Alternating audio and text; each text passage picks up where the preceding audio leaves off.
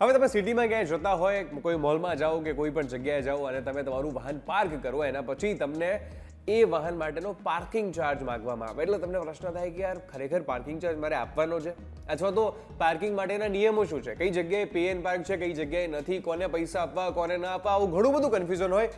મોલમાં પૈસા આપવા કે ના આપવા, આવી તમામ બાબતોનો જવાબ આપીશ હું તમને આજના વિડીયોમાં.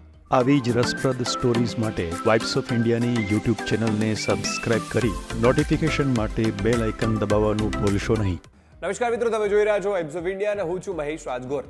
હવે તમે તમારું વ્હીકલ લઈને જાઓ, 2 વ્હીલર હોય કે 4 વ્હીલર હોય, અને તમે વ્હીકલ પાર્ક કરો, એના પછી તમને એવું થાય કે યાર અહીંયા મારે ખરેખર પાર્કિંગ ચાર્જ આપવાનો છે, આ તો એએમસીની જગ્યાએ છે, શું મારે અહીંયા પાર્કિંગ ચાર્જ આપવો પડશે, અથવા તો આપવો પડશે તો આ ભાઈને જ આપવું, કેટલો આપવો જોઈએ, શું ચાર્જ હોય છે, આવા ઘણા બધા પ્રશ્નો હોય છે.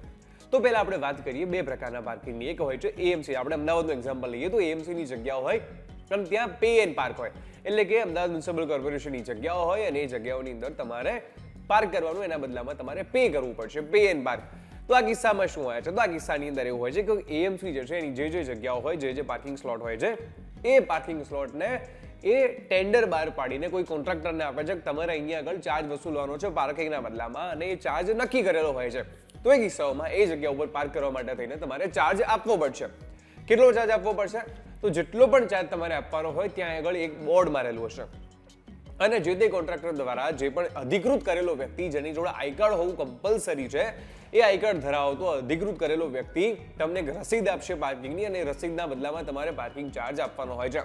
બોર્ડ ન મારેલું હોય તો તમે એએમસીની અંદર અથવા તો તમારા કોર્પોરેશનમાં કમ્પ્લેન કરી શકો છો કે અહીંયા આગળ પાર્કિંગ ચાર્જ કેટલો છે એનું બોર્ડ નથી મારેલું. એ બોર્ડ મારેલું હોવું જરૂરી છે. પછી માની લો કે નક્કી કરેલો કલાકનો ચાર્જ 10 રૂપિયા છે અને તમારી જોડે 20 રૂપિયા ઉઘરાવવામાં આવે છે, તો આવા કિસ્સામાં તમારે રસીદ લેવાની, અને જો ફરિયાદ કરો છો આ કિસ્સામાં શો કોઝ નોટિસ ઇસ્યુ થશે જે પણ ટેન્ડર ધરાવે છે, જે પણ કોન્ટ્રાક્ટર છે એને. એના સિવાય શું કોઈ પણ જગ્યા ઉપર કોઈ પણ વ્યક્તિ તમારી જોડે ચાર્જ માંગી શકે? તો ના, જરૂરી નથી. જે જગ્યા પે એન્ડ પાર્ક માટે એલોટ થઈ હોય, કોઈ પણ કોન્ટ્રાક્ટરે એનું ટેન્ડર લીધું હોય અને એ ટેન્ડર ઉપરથી વ્યક્તિ જો તમને રસીદ આપતો હોય, એ જ વ્યક્તિ તમારી જોડે જે છે પાર્કિંગ ચાર્જ માંગી શકે છે. અધરવાઇઝ બીજી કોઈ જગ્યા ઉપર તમારી જોડે પાર્કિંગ ચાર્જ માંગી શકાતો નથી. કોઈ પણ એલફેલ વ્યક્તિ આવીને તમારી જોડે પાર્કિંગ ચાર્જ નથી માંગી શકતો. તો આ તો વાત થઈ એએમસી અથવા તો કોર્પોરેશનની જગ્યાઓની. પરંતુ શું મોલ અને સિનેમા હોલ, આ બધામાં શું નિયમો હોય છે?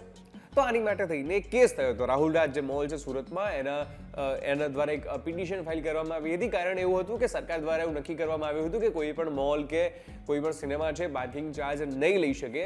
એના પછી ગુજરાત હાઈકોર્ટમાં મુદ્દો ગયો, આ મુદ્દો સુપ્રીમ કોર્ટમાં ગયો. એના પછી જે ડિસિઝન આવ્યું હતું એવું આવ્યું હતું કે કોઈ પણ જે મોલ કે વગેરે છે એ લોકો પહેલા 1 કલાકનું ફ્રી પાર્કિંગ આપી શકશે, એના પછી એ લોકો એનો ચાર્જ વસૂલી શકશે. કેટલો ચાર્જ? તો 2 વ્હીલર માટે 10 રૂપિયા અને 3 વ્હીલર કે 4 વ્હીલર હોય છે તો એની માટે થઈને 30 રૂપિયા જે છે ચાર્જ વસૂલી શકે છે. એટલે એક લિમિટેડ ચાર્જ વસૂલી શકે છે, એવું નથી કે કંઈ પણ અંધાધૂન ચાર્જ વસૂલી શકે છે. 1 કલાક ફ્રી આપવામાં આવશે. તમે અમદાવાદમાં જો આલ્ફા 1 મોલમાં જશો તો ત્યાં પણ તમને આ નિયમ જોવા મળશે કે પહેલો કલાક તમને ફ્રી મળે છે, એના પછી તમારી જોડે 2 વ્હીલરના 10 રૂપિયા ચાર્જ વસૂલવામાં આવે છે.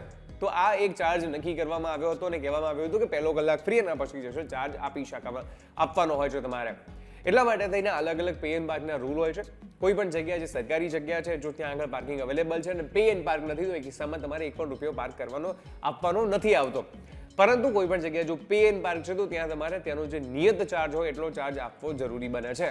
તો હવે એટલા માટે થઈને તમે કોઈ પણ જગ્યાએ જાઓ છો અને કોઈ પણ જગ્યાએ તમારી જોડેથી ચાર્જ માંગવામાં આવે છે તો નક્કી કરજો એ વ્યક્તિ જોડે આઈડી કાર્ડ છે કે નહીં, અને નિયત કરેલો ચાર્જ લે છે કે નહીં, અને મોલની અંદર પણ પહેલો કલાક તમને ફ્રીમાં મળે છે કે નહીં, એ તમામ વસ્તુ તમે તપાસી લેજો. આશા રાખું છું તમને આ વિડીયો ગમ્યો હશે. વિડીયો ગમ્યો હોય તો કમેન્ટ કરવાનું ભૂલતા નહીં, અને આવા જ વિડીયો સાથે હું તમને મળતો રહીશ વાઇબ્સ ઓફ ઇન્ડિયા ઉપર.